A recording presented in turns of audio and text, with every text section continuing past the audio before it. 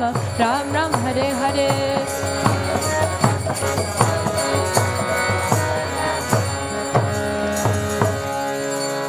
Shri Radha Gokulananda ki, Shri Sita Ram Lakshman Hanuman ki, Shri Gauranitai ki, Srila Prabhupada ki.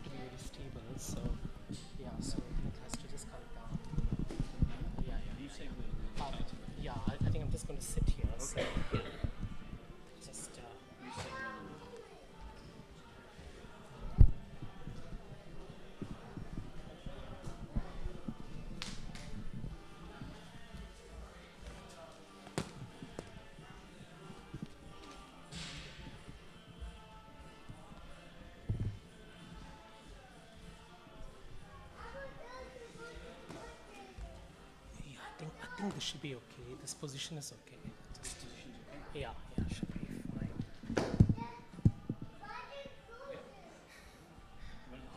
Yeah, maybe just a little bit. Yeah, I think this should be okay. Yeah. Thank you so much.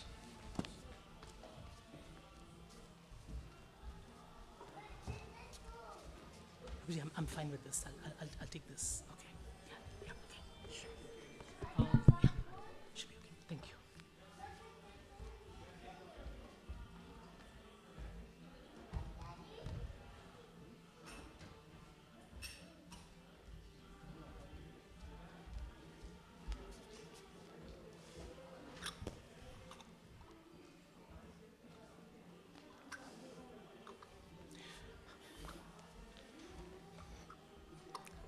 Hare Krishna, everyone. Can you hear me?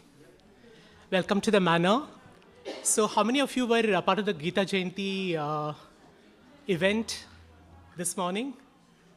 Okay. So today has been like a full day at the manor, isn't it? So, how do you feel? Spiritually and energizing. Isn't that a good way to like wrap up the year and also prepare yourself for the next year, isn't it? So today, this is an evening Gita class, and we have it every day, and we pick up a verse. So today is going to be 6.2, and what we are going to do is we are going to explore the topic of yoga. So we're going to really try to find out what's the true meaning of yoga, and also secondly, how is yoga connected, if at all, with sannyasa? Okay. So before that, we will begin with a short kirtan. So do any of you know Jai Radha Madhav? Would you like to follow me? When, let's see how it goes. So I'll first start, and then you can follow me if that's okay. And then the others can join in as well. So we can close our eyes for this and just get into the mood. Jaya Radha Madhava Jaya Kunja Bihari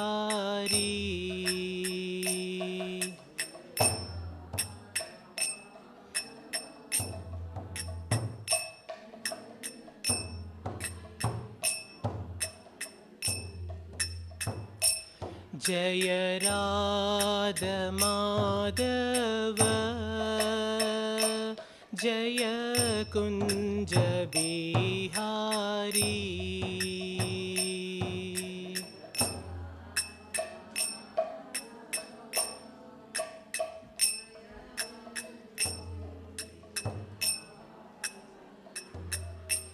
जय गोपीजनवल्लभ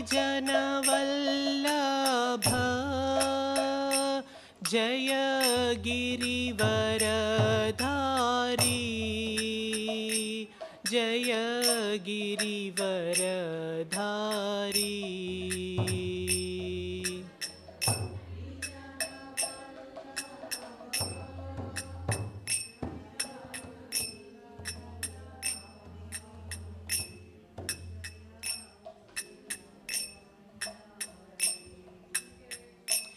जय गोपीजनवल्लभ जय गिरिवरधारी जय गिरिवरधारी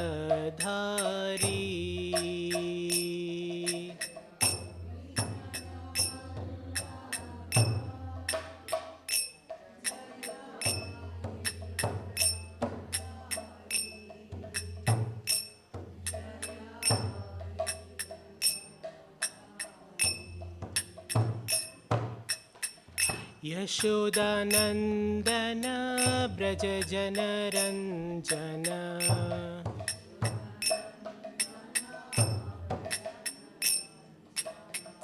यशोदानन्दन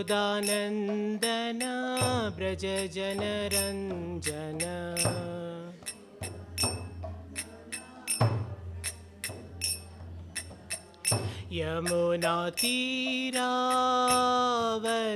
यमुनातीरावनचारी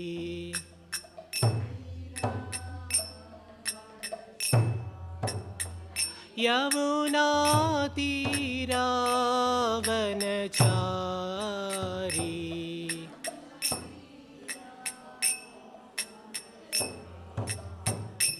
जय राधमाधव जय कुंज बिहारी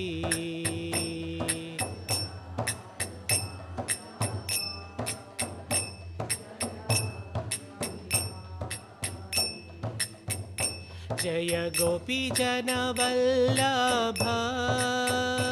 जय गिरिवरधारी जय गिरिवरधारी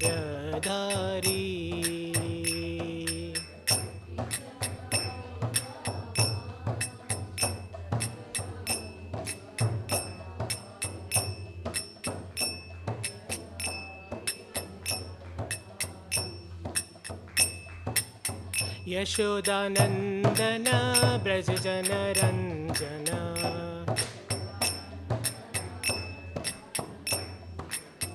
यमुनातीरावनचारी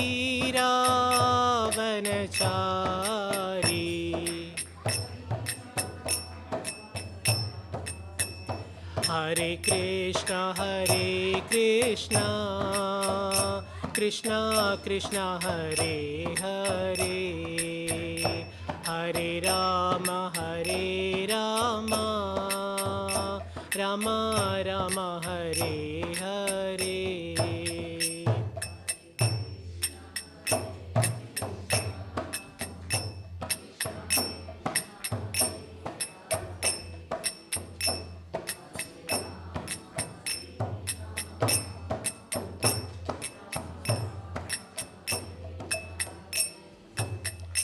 हरे कृष्ण कृष्ण कृष्ण हरे हरे हरे राम राम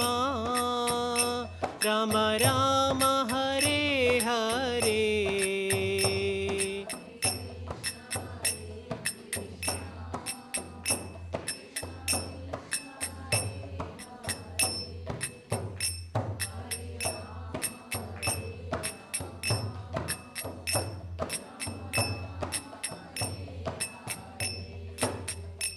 हरे Krishna Krishna Krishna Hare Hare Hare Ram Ram Ram Hare Hare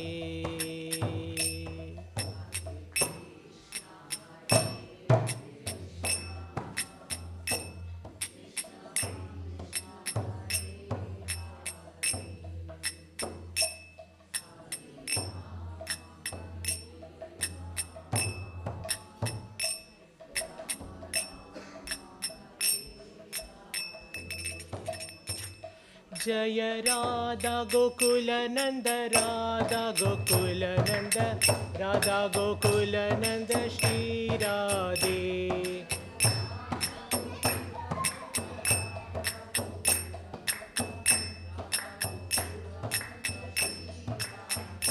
Jaya Sita Ram Lakshman Hanuman Jaya Sita Ram Lakshman Hanuman.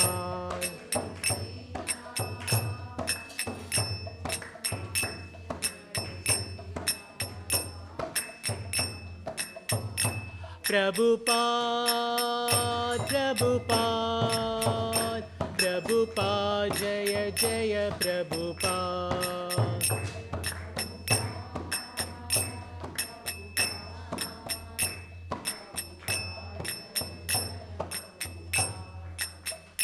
Hari Bol, Hari Bol, Hari Bol, Nitai Gaura Hari Bol.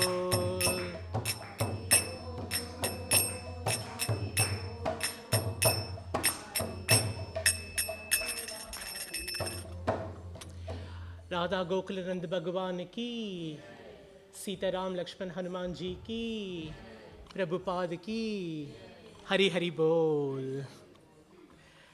Hare Krishna once again. So this is the Gita class, and today we are going to be doing chapter 6, verse 2. Can somebody tell me what is the name of the chapter 6? What does it talk about? Jnana Yoga. Thank you, Mataji. So chapter 6 is about Jnana Yoga, which is yoga of meditation. And today we are going to talk about chapter 6.2 talks about yoga and the true meaning of yoga and how does it relate, if at all it relates to renunciation or sannyas. So the way we'll do this is we will read the Sanskrit verse and I will read it part by part so you can also follow me. And then we do the word by word, like translation. And then we do the real translation. And then we will have a short discussion. And I will share some of my thoughts, some of my reflections. And then we can have any questions. And then we end up with a short meditation. So how does it sound? Good? Okay. So we always, whenever we start any religious study, any spiritual study, we always begin with invoking Lord Narayan. So can you close your eyes and join me? Om Namo Bhagavate Vasudevaya.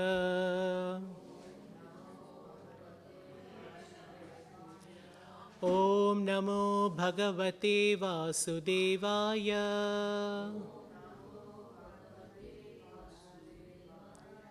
Om Namo Bhagavate Vasudevaya.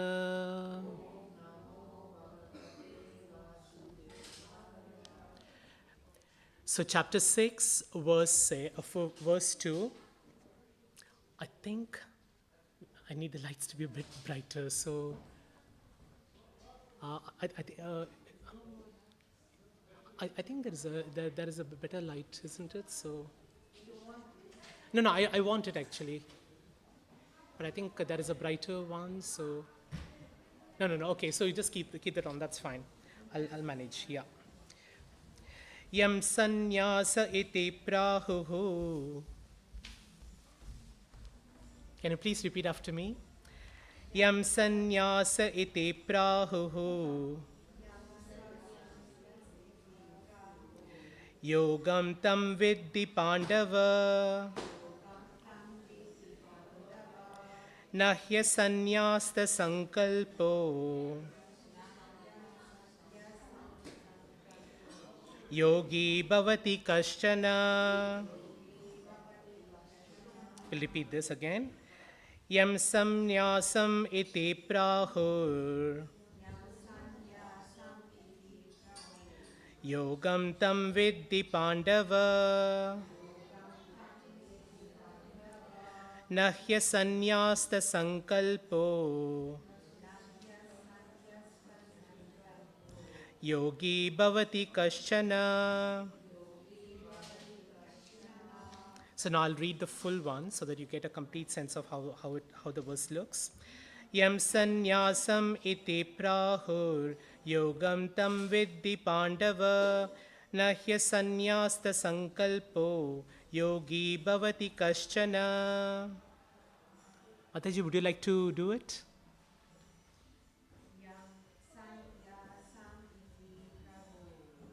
Yam samyasamiti prahuhu yogam tam viddhi pandava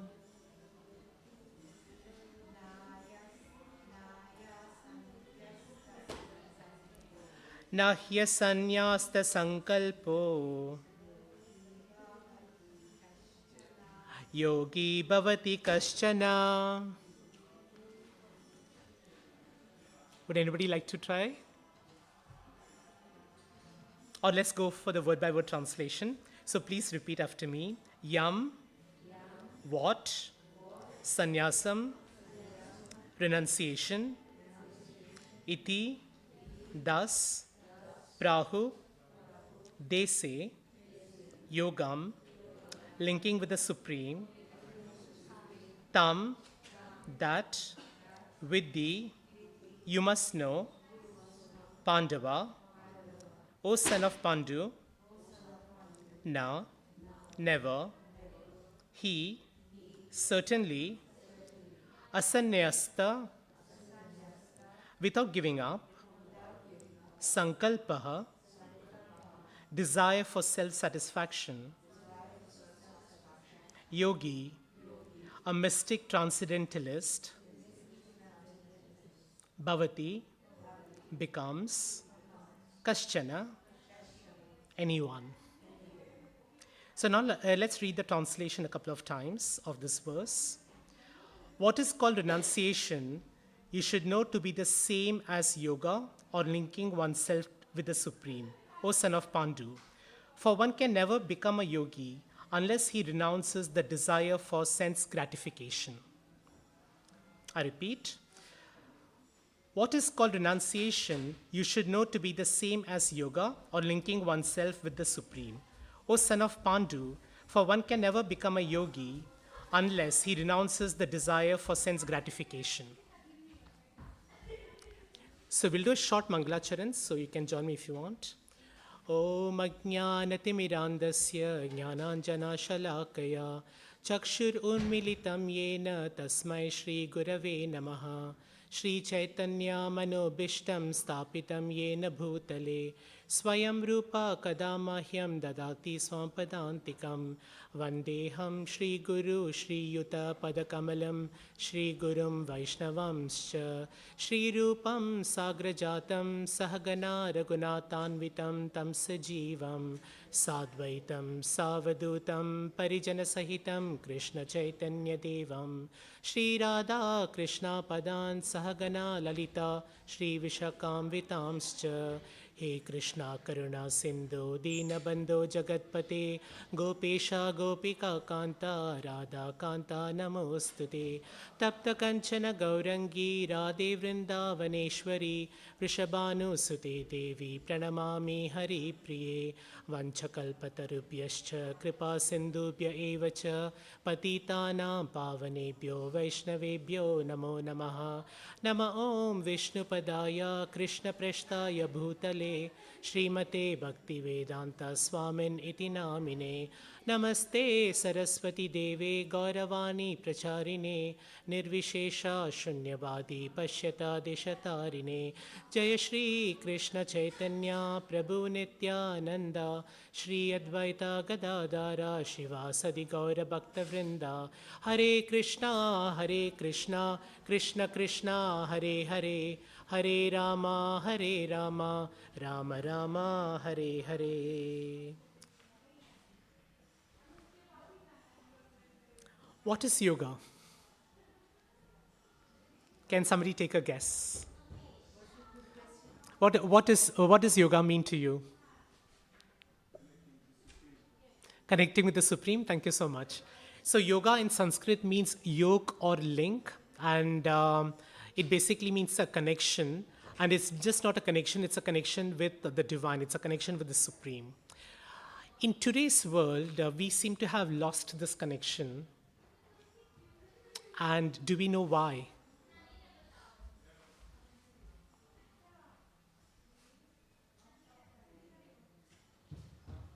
There are many reasons. It'll be good to know that we are all part of the energy of the Lord. The Supreme Lord has got two energies. One is the spiritual energy, and the other is the material energy. And do we know what are we part of? Are we part of the spiritual energy or the material energy? We are part of the spiritual energy. Because we are part and parcel of Krishna, and our energy is called the is called the marginal energy. So, if you were to look at Krishna's energies, there is the material energy, and then there is the marginal energy, and all the living entities, including ourselves, and even the plants, even the animals across the world, across the universe, are all part of the marginal energy. And then we have the spiritual energy, which is where have the demigods and all the higher entities. Now, what is the material energy called? What is another? What do we know it better as? Prakriti. Material energy can be called Prakriti. It's also what is called Maya. So, how many of us are aware of Maya? So that is the material energy, and the spiritual energy is of which we are part of is that's called the spiritual potency of the Lord. Now, when we try to have a disconnection, with the Lord, when as Prabhu is talking, that can be many things. Is it even possible? Is something that we need to ask ourselves. Let's take a look at this little finger. So suppose this little finger thinks that I want to enjoy this world, this by myself. Can it really separate itself from the full body?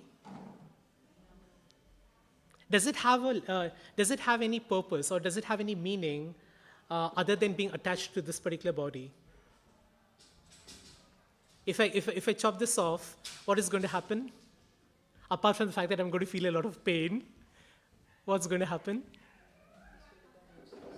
This will become useless because the little finger becomes completely useless.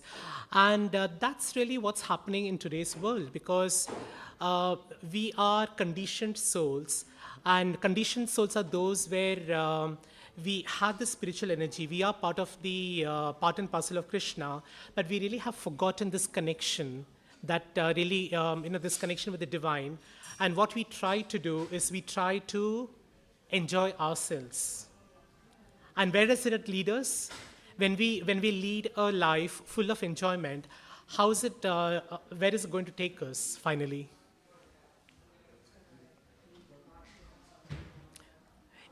It leads to hardship and suffering, absolutely.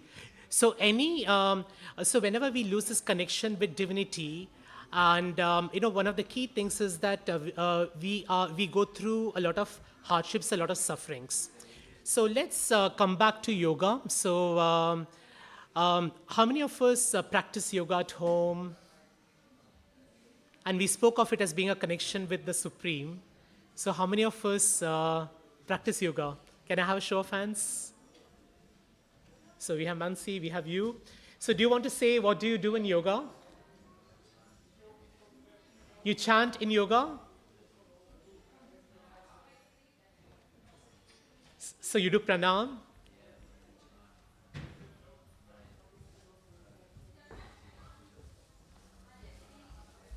Okay.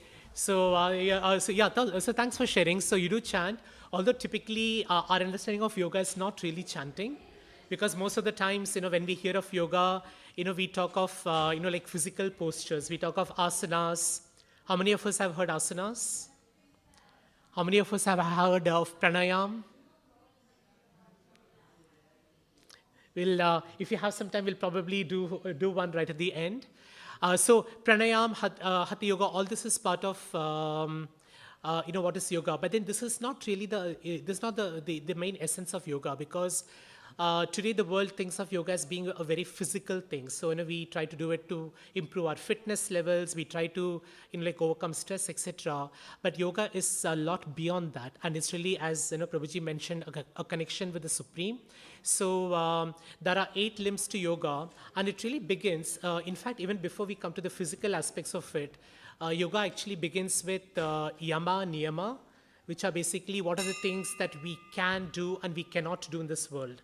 For example, cheating. Is that something that we should do or we should not do? We should not do. Stealing? No. Speaking the truth? Performing kind acts? Yes. So even before we come to the platform of goodness, it's important for us to really look at these rules and regulations. And there are lots of do's that we have, there are lots of don'ts that we have. So that is really how yoga really begins. And then once you do the asanas, once you come to the physical part, then you go through a meditative phase. Then there are various levels like pratyahara, till you come to samadhi. And samadhi is when you really reach, you reach, self-realization. Hello there. Now, what do you think is the ultimate purpose of yoga? What do you think is the final goal? Paramatma? Self-realization? Yeah. So when we think of yogis, what comes to our mind? What is the first picture that comes to our mind?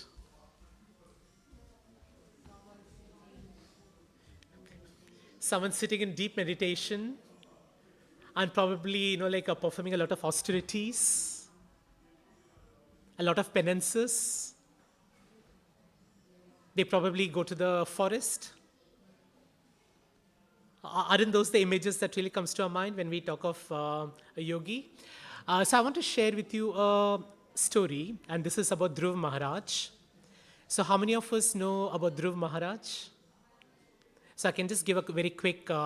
So he was a prince of a very very famous kingdom, and when he was 5 years old, he wanted to sit on his father's lap, who is the king, and the king had married again, and he had a second queen, and this queen actually forbade him from sitting in his father's lap. And Dhruv, raised a tantrum because any 5-year-old will want to sit, on the lap of, his father. So he really cried. He said, why are you doing this to me? He's my father, and I want to sit with him. And then, and then he pleaded to his father, who is the king. And the king looked at him, but then because his love was for the second queen, and he was very fearful about what she would do if he, made Dhruv sit on his lap, so he didn't say anything. And Dhruv was completely disappointed, and he was so frustrated. He was full of tears, and he went to his mother, and he said, this is what has happened to me. My father is not making me sit, on his lap, and what can we do? And then his mother tells, this is how she can only. She can only empathize with him. She can only, take care and console him, but she can't do anything much. And she says that if you really want to get your desire, then you should pray to Vishnu. And so the desire to actually get the kingdom and the desire to actually get his father's love was so great that Dhruv, at 5 years, he went to the forest. And out there, he performed a lot of penances. We'll not go into too much of details. He had a lot of adventures in between. But he went through a lot of penances. And after many, many years, he was able to realize Lord Narayan was very happy. And he came in front of him. And Lord Narayan asked, Dhruv, what do you want? And what does Dhruv say?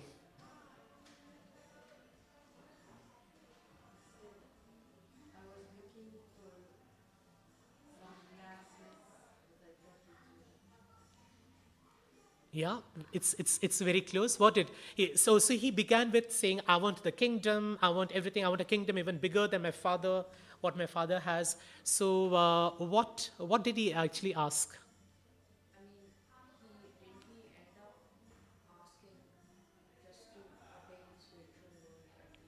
Absolutely.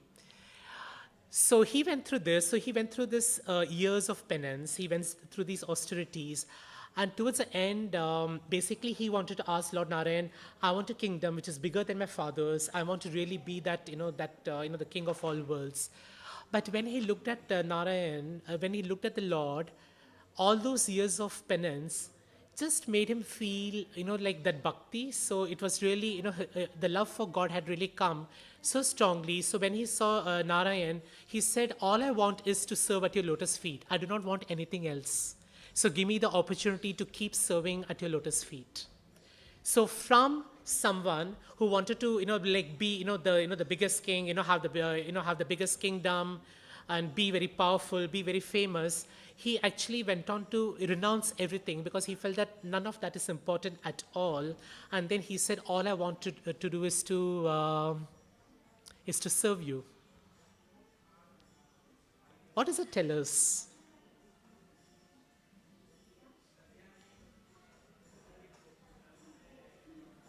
So that goes on to say that Dhruv has become completely purified by that particular penance. So his practicing those austerities allowed him to come very closer to Krishna. So as you mentioned, realization, God realization. So he had God realization, and then he felt that if I have that, I don't really need anything else in this world. So and then of course we then he of course attained the lotus feet. But then we also know that Dhruv Maharaj became a very great king.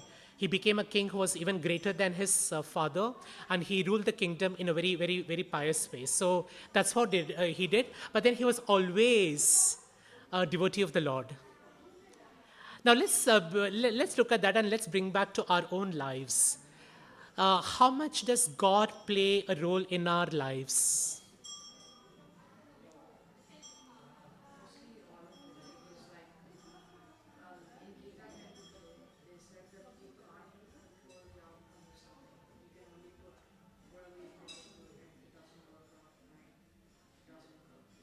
Absolutely. Thank you so much. I think you're very well read. I can say that. What's your name? Mukundam, okay. So very, very appropriate name. So Mukundam says that we don't really have much control of the fruits of the action, and that's completely true. Krishna says that in one of the verses. But what's important for us to reflect on is to look at how much do we bring God into our lives, and this is where I want to talk a little bit about fruitive activities or activities for sense gratification. So how many of us spend a lot of time working hard? How many of us like work in the office or in anywhere else? Just have a show of hands. So how many hours do you work normally?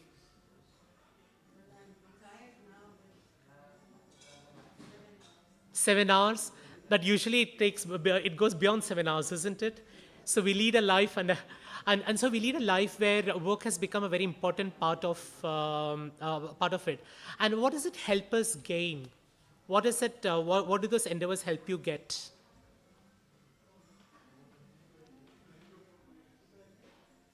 They give you, sorry, what's that, Prabhuji? Did you say something? No, okay. So they give you, like money. They give you a salary at the end of the month. They give you opportunity to buy a home, maybe a car, to lead a lifestyle that you want. And all that is fine. I mean, there's nothing really wrong about that. But what happens if that becomes the only goal in your life? What if your only purpose is to get is to earn money, is to earn financial material positions, etc. And when you just want to enjoy yourself, you want to go to restaurants, you want to go to movies, you want to go to your favorite holiday destination. So what is it? What can happen if you follow that practice?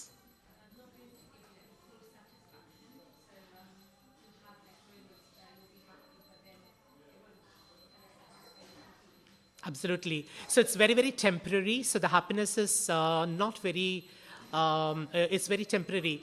And what the Gita says is that it's temporary because you have not really, because you're doing it for yourself. because the sense gratification is for yourself, it's not for Krishna. But the moment you actually do things for Krishna, then you're actually going to see the benefits of it coming in. And it's not to say that everybody has to go to the forest. You don't have to go to the Himalayas. You don't have to, become a monk in the temple. You don't have to become a sannyas. You can still do that, while you're doing your duties. But really, can we really bring Krishna a little bit more into our lives? Can we find the connection that we seem to have lost?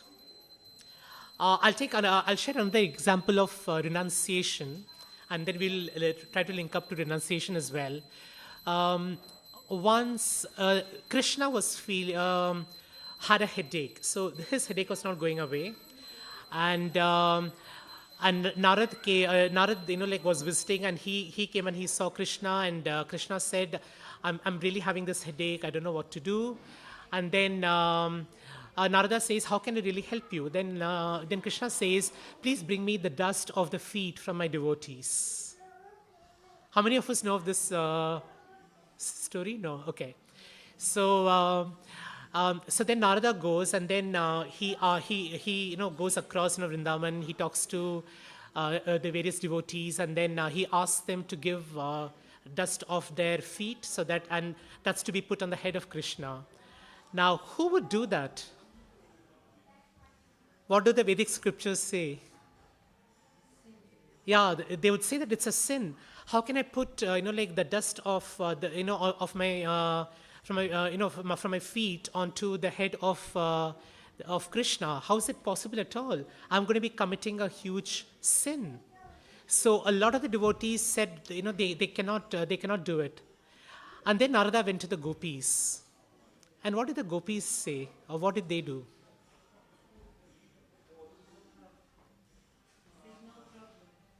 They said, no problem. So what did they do is they offered the dust. They knew that, they were not too worried about what the Vedas say and in terms of a sin or offense or not. But what they were very concerned about is Krishna's well-being. So their first and foremost concern, desire was, how can I make Krishna feel better? How can I get rid of his headache? So they didn't care about the consequences of having the dust of their feet on the Supreme Personality of Godhead's head. So they said, please take it, because my first thing is Krishna well? Is he taken care of? Because and they would do anything in their, even if it's committing a big offense, to really make Krishna well. Now, what does this tell us? Were the gopis wrong? Are they going to be penalized? They're not going to be penalized, because they had Krishna's enjoyment or Krishna's pleasure in mind. They wanted Krishna to get better, and hence they actually said, okay, please let Krishna have this dust, and we can we can put it on his feet, on his head. So this is again a great example. Dhruv Maharaj or the gopis, perfect examples of renunciation. And here what Prabhupada says and what Krishna says is that, and I will read the translation again, what is called renunciation, you should know to be the same as yoga or linking oneself to the Supreme, O son of Pandu, for one can never become a yogi unless he renounces the desire for sense gratification. So here, what Prabhupada says is that you can, whether you're a sannyasi or a yogi, you can be a sannyasi or a yogi, both are the same. You don't have to go through those eightfold step, starting from yama niyama to asanas. You don't have to really go through all that austerities to be able to, achieve your God realization. You can do it through a very simple process. And what is that process? Chant and become Krishna conscious. So, and how can we become Krishna conscious? How can we strengthen that connection that we have? So it's almost like there is an antenna, there is a connection, and we want to keep remembering that all the time. So how do we do that? I heard someone talk about chanting, so you can definitely chant. So one way by which you can do a connection with chanting is and we will practice a little bit towards the end, which is just think of the Paramatma within and just chant and cry to him like a child cries to the mother. And one of the things I also wanted to share about yoga is, and quite linked up is around the aspect of meditation, is around can we completely lose our sense gratification? Suppose we have these senses, and what are our senses? Can someone tell me what are our various senses? Smell, ear, sight, touch, etc. So can we say that I'm going to completely stop hearing, I'm going to completely stop listening? That's not really practical. Can we say that I'm going to stop thinking? Is it possible at all? No, you can't. Because your propensity is to have desire, your propensity is to have senses. And here's where what I would like to talk about is, the levels at which, some things are important. So suppose we have our senses. So these are, as we have those 5 senses. What's greater than the senses? The mind. The mind is definitely greater. So even if the senses are, for example, you're probably listening to me, or maybe you're not listening to me, because while you're listening to me, you can hear me, but your mind could be taking you completely elsewhere. So definitely the mind is more powerful than the senses. What's more powerful than the mind? Emotions. Intelligence, yes, of course. So intelligence, so above the mind comes intelligence, and then above the mind, above the intelligences, that's why you have the spirit soul. And so if you have to look at this, so we have our senses, and we have desires through our senses. Now how we can control that is with the mind. So you can control the mind and sense, you can control the mind, and through controlling the mind, you can control the senses. But for you to control the mind, you need to have intelligence. And how are you going to get that intelligence? It's really about acquiring knowledge. It's about like maybe reading books. It's about listening to lectures. It's about chanting. So that's how we really build our intelligence.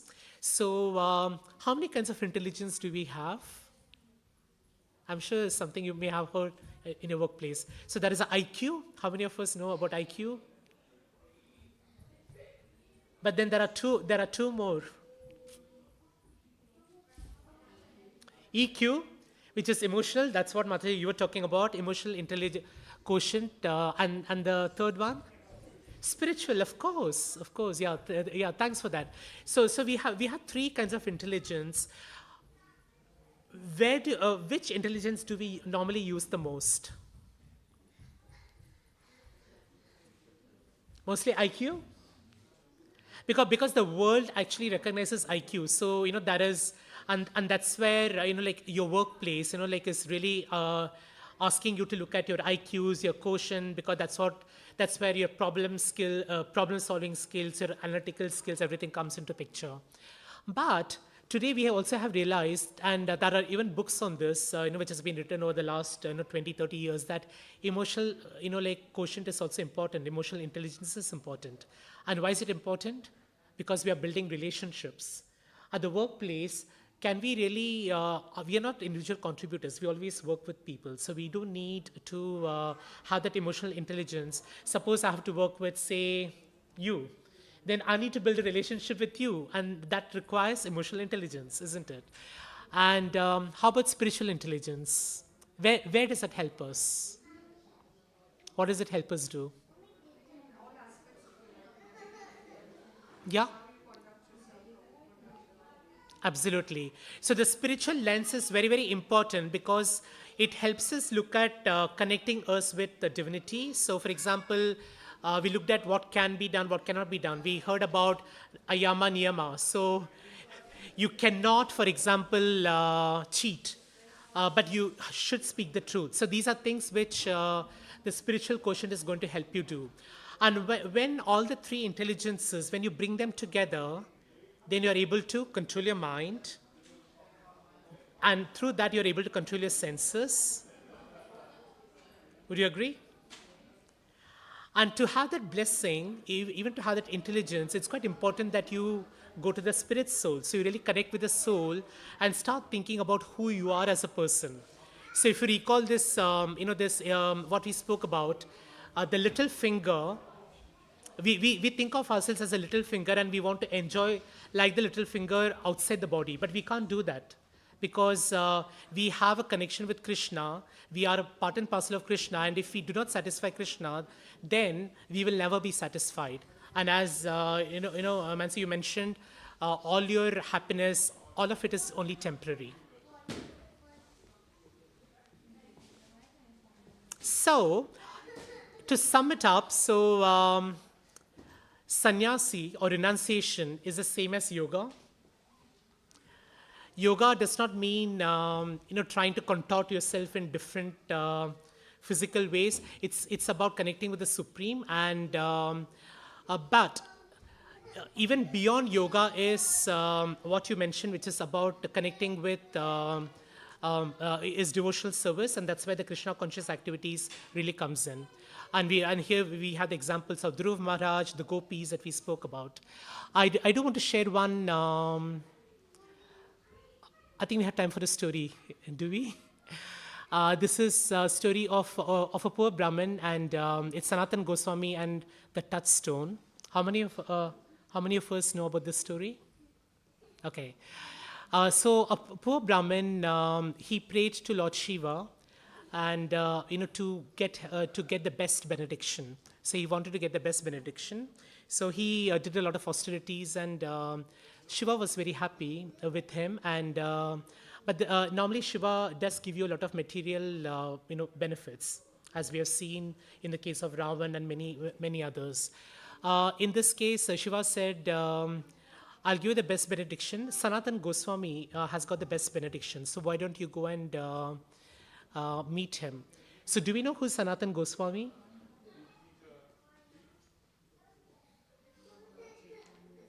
So he's one of the principal associates of Lord Chaitanya. And he was living in Vrindavan. So the poor Brahmin goes and goes to Sanatan Goswami, and he tells, I have prayed to Lord Shiva. Lord Shiva has asked me to come to you and ask you for the greatest benediction.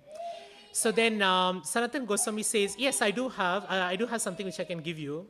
So he goes into into some garbage, close to his home, and then he picks up a touchstone, and then he gives the touchstone to the poor Brahmin, and he says, this touchstone has got the ability to convert anything into gold.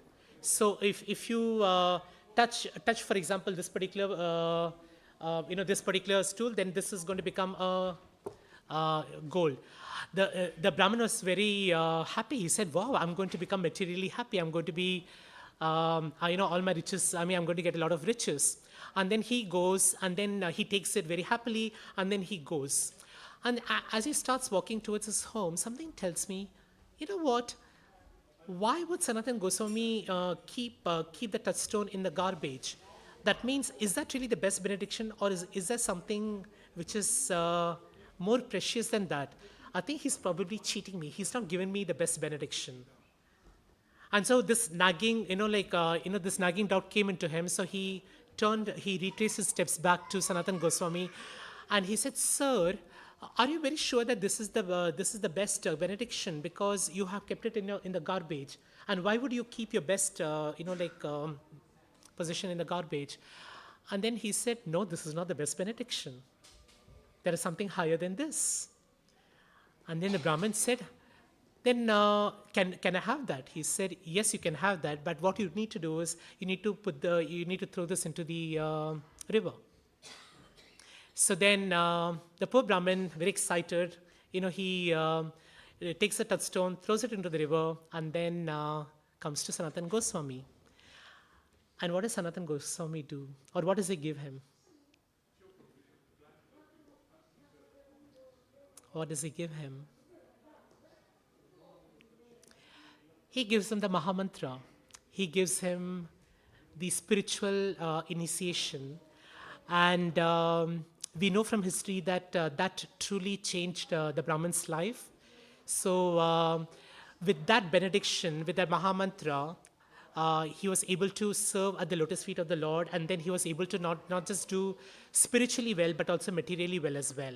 But here's where, like what this particular pastime really talks about is the importance of material positions can only give you so much of happiness, but if you truly want to make, if you truly are looking for God realization, if you truly are looking for everlasting happiness, it's important to really bring Krishna into your lives. To bring Krishna into your lives most strongly. Any questions?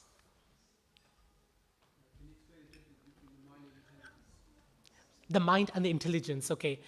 Um, there are 2-3 different levels. So the mind, the intelligence is what gives you the abilities to do things. So the skills that you're able to do comes out of your intelligence.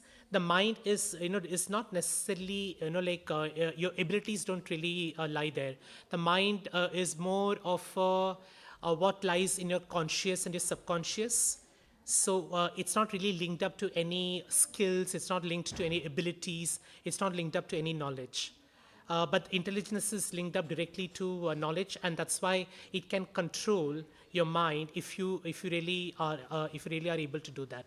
So the mind is part of your conscious or subconscious, and if you go to like Sigmund Freud, he'll explain it's the id, the ego, the superego. So that's what the mind is all about. But intelligence is more about your abilities. It's more about your competence. It's about your capabilities to be able to do it, which is why if you have the right knowledge, which is intelligent, IQ, EQ, and SQ, which is the spiritual quotient, then you use those skills to control your mind, and through the mind you control your senses, and through your senses you control your desires, and you channelize your desires not into sense gratification but more towards how can I please Krishna. So can we please Krishna for the next 5 minutes? So we are going to do a short kirtan, and I'll invite you to join me. You can close your eyes. We'll be in time for the Aarti as well. Hare Krishna,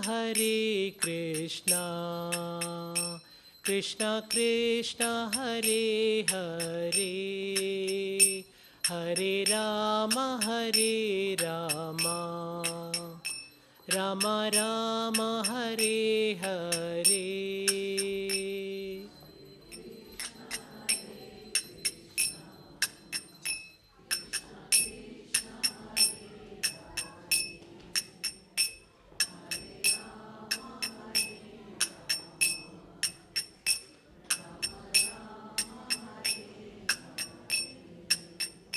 Hare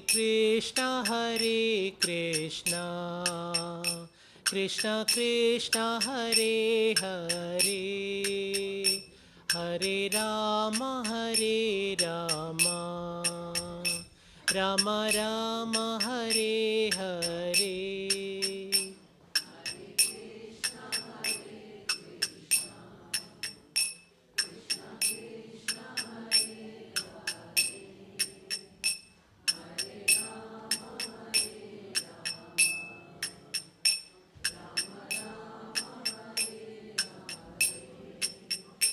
Hare Krishna, Krishna Krishna, Hare Hare, Hare Rama, Rama Rama, Hare Hare.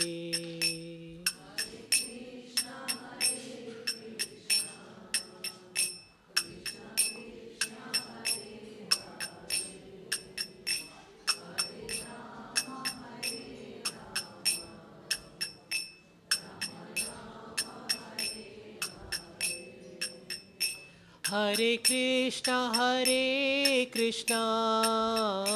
Krishna Krishna, Hare Hare, Hare Rama, Rama Rama, Hare Hare.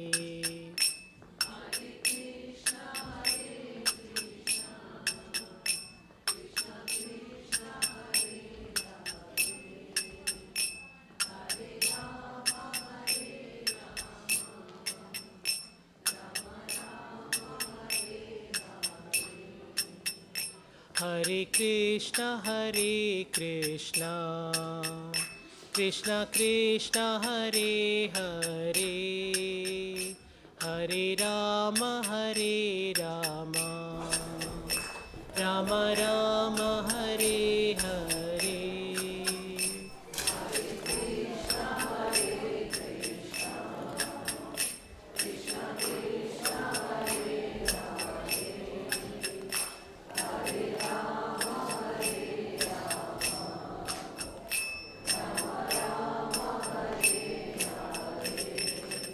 One more time. Hare Krishna, Krishna Krishna, Hare Hare, Hare Rama, Rama Rama, Hare Hare.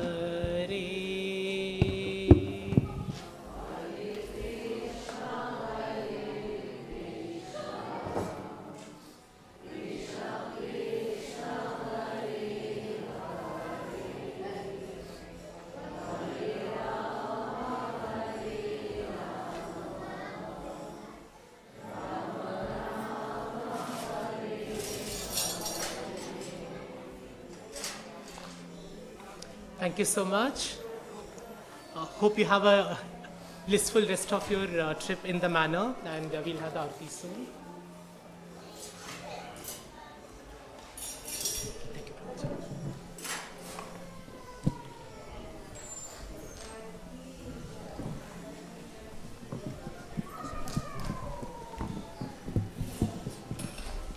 There's a donation bag that is too heavy.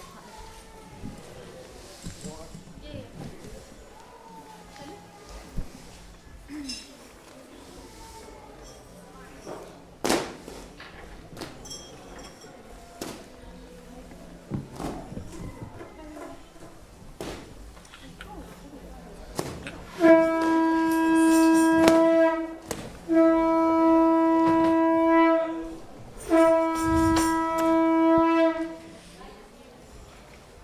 Shri Shri Radha Gokulanand की, श्री श्री सीताराम लक्ष्मण हनुमान की, श्री श्री गौरानीताय की